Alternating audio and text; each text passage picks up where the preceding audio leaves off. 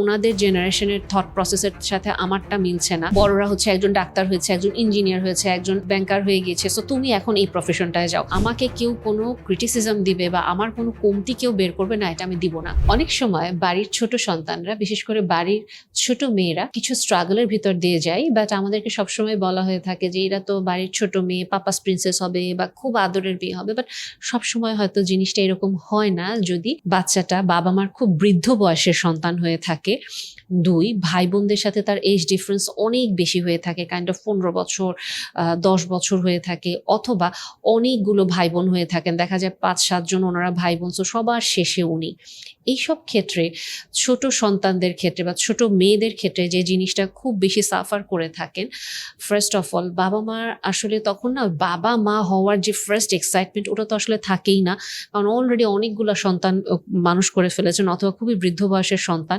কাজেই সে যখন আসে কাইন্ড অফ তাকে ফ্যামিলিতে একটা ফ্লোর ভিতরেই থাকতে হয়। অন্যান্য ভাই বোনদের ব্যবহার করা জামা কাপড় তাকে পরতে হচ্ছে, অন্যান্য ভাই বোনরা অলরেডি যে ক্যারিয়ারে চলে গেছে ওই ক্যারিয়ারটা তাকে ফলো করতে হচ্ছে,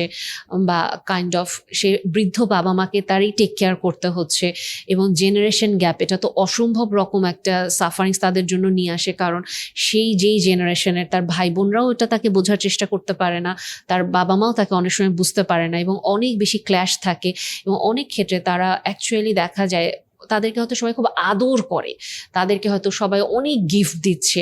অনেক কিছু দিয়ে তাদের মুখটা বন্ধ করে রাখছে। বেসিকলি ওই মেয়েটা আসলে নিজে কি চায়, তার নিজের কি পছন্দ বা নিজে আসলে কোন মানে সিদ্ধান্তটা নিতে চাইবে, ওই জায়গাগুলো তখন ঢাকা পড়ে যায়। তার ভিতরে একটা গিল্টও কাজ করে যে ওরা আমাকে এত আদর করে বা এত কিছু দেয়, আমি এটা কিভাবে বলবো, বা আমি আসলে ওদের এগেইনস্টে গিয়ে নিজের মতামতটা কিভাবে প্রকাশ করব। এবং নিজের ভিতরে একটা অন্তর্দ্বন্দ্বে ভুগতে থাকে যে ওনাদের জেনারেশনের থট প্রসেসের সাথে আমারটা মিলছে না, এবং আমি এটা আসলে ওনাদেরকে বুঝাতেও পারছি না। সো নিজের ভিতরেই অন্তর্দ্বন্দ্বে সে খুবই লেফট আউট ফিল করে, এবং ফ্যামিলিতে কাইন্ড অফ সে ওই চুপ করেই থাকে।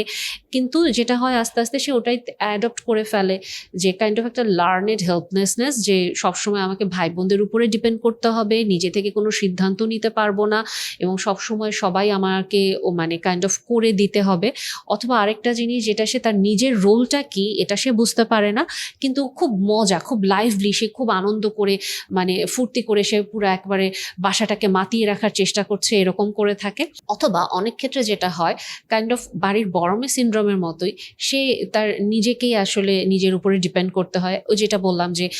বাবা মার বয়স হয়ে গিয়েছে অনেক বেশি, এবং ভাই বোনদেরও যেহেতু অনেক বেশি এজ ডিফারেন্স থাকে, ভাই বোনরা হয়তো একে একে বাসা ছেড়ে সবাই চলে গিয়েছে, তাদের সাথেও তার অত বেশি বন্ডিং নাই। কাইন্ড অফ দেশে নিজের চোখে দেখছে তার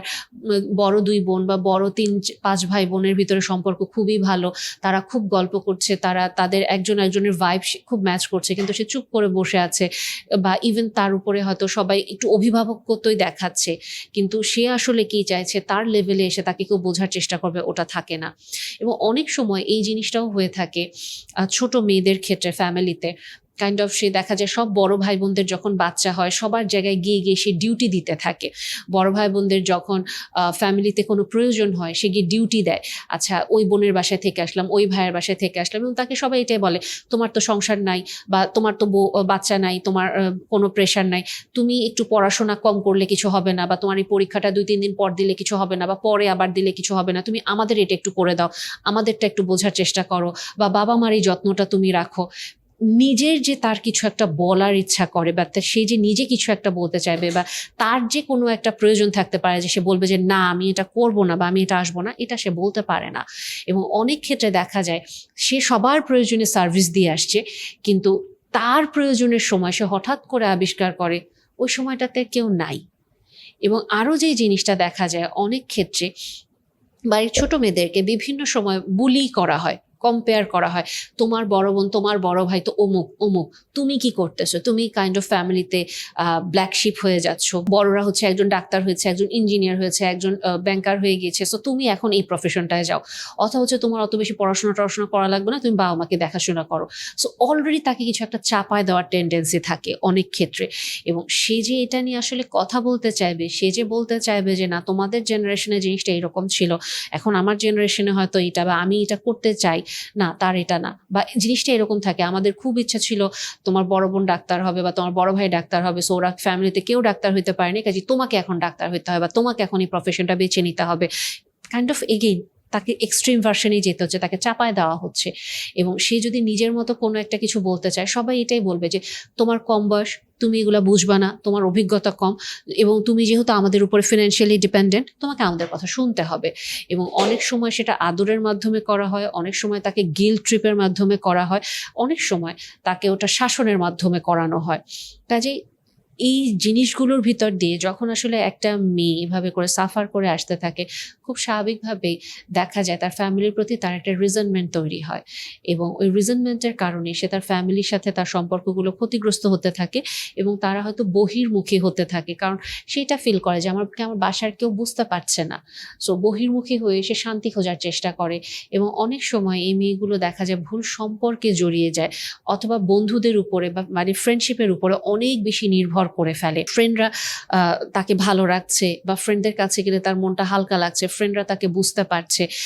এবং সে অনেক সময় ওই একটা অদ্ভুত শূন্যতার ভেতরে দেখে যে আমার ফ্রেন্ডদের বাবা মারা তাদের জন্য কি করছে এবং আমার ফ্যামিলি আমার সাথে কি করছে, একটা কম্প্যারিজনেও তাদের চলে আসে, হীনমন্যতা বোধ তৈরি হয়ে যায়। এবং অনেক ক্ষেত্রে ওই যেটা বললাম যে তাদের একটা লার্নেড হেল্পলেসনেস থাকে, সাইকোলজিক্যাল একটা টার্ম, যে কাইন্ড অফ সে কিছু করতে পারবে না, বা কিছু করার জন্য তার অন্য কারোর উপরে ডিপেন্ড করতে হয়, অন্য কারো একটা গাইডেন্স লাগে যে কেউ এসে বলে দিবে এটা এটা এভাবে এভাবে করো। বা কোনো জায়গাতে সে যদি হঠাৎ করে আবিষ্কার করে যে ও আমাকেই অ্যাকচুয়ালি দায়িত্ব নিতে হচ্ছে,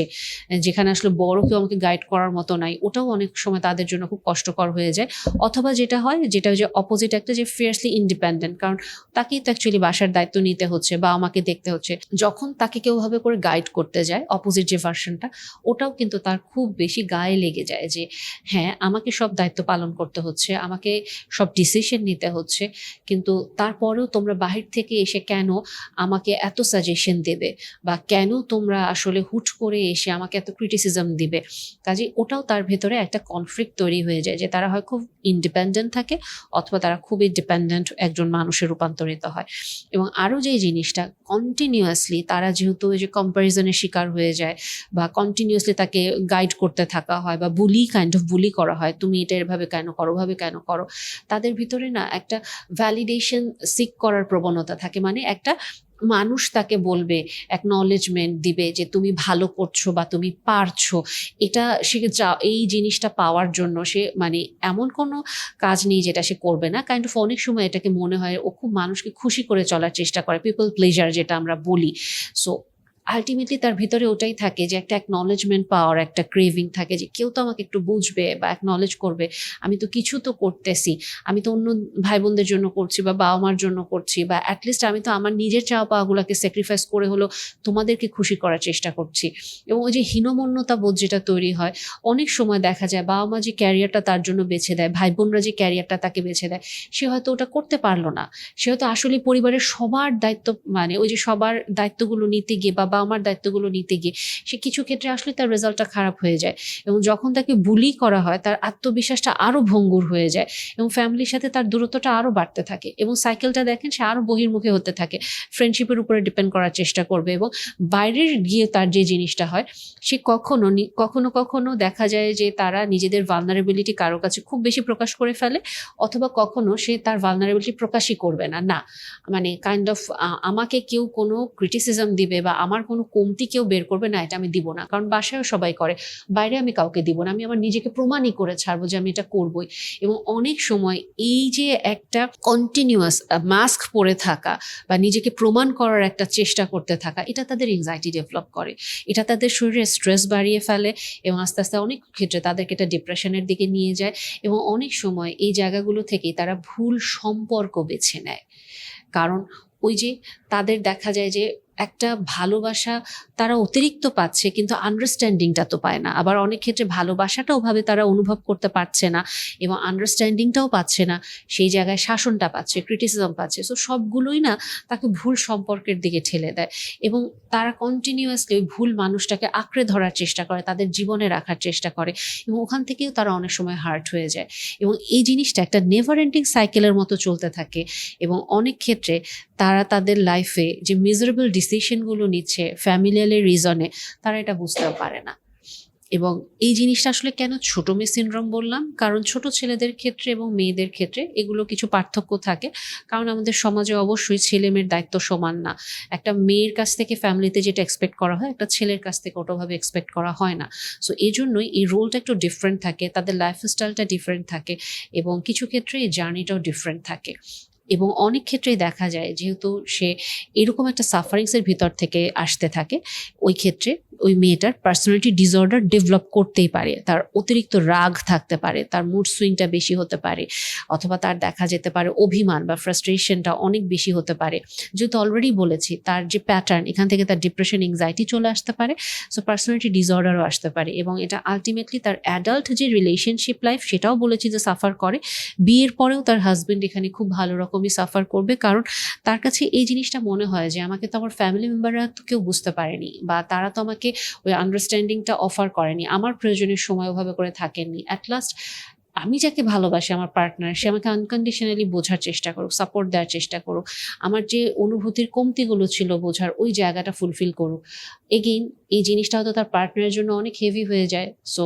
সম্পর্কের টানাপোড়েন এখানেও অনেক সময় শুরু হয়। আর যেটা বলেছি অলরেডি, অনেক সময় তারা ভুল পার্টনার চুজ করে, কারণ তারা হয়তো হুইমজিকলি অথবা আউট অফ ইম্পালস একটা রিলেশনশিপে চলে যায়, এবং ওই মানুষটার সাথে সে অনেক বেশি ক্লিঙ্গি হয়ে থাকার চেষ্টা করে, সে ছাড়তেও চায় না। অনেক সময় এটাকে সে চ্যালেঞ্জ হিসেবেও দেখে, যে না আমি একটা সম্পর্কে গিয়েছি, আমাকে এটা প্রমাণ করে দেখাতেই হবে যে এখানে আমি সাকসেসফুল, কারণ সবাই শুধু আমাকে বলে যে লাইফে আমি কিছু পাই না বা আমাকে দিয়ে হবে না। সো এই জায়গাগুলো থেকেও আসলে তার রিলেশনশিপে টানাপোড়েনটা অনেক থেকে যায়।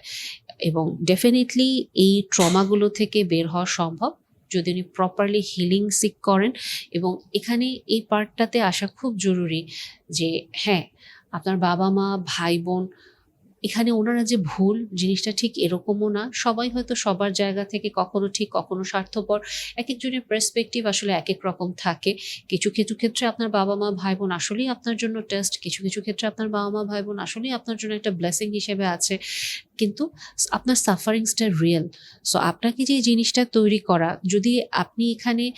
বুলিংয়ের শিকার হন, কম্প্যারিজনের শিকার হন, আপনি এখানে যদি মিসআন্ডারস্ট্যান্ডিংয়ের শিকার হন, এই প্রত্যেকটা অ্যাসপেক্টে আপনার ইনার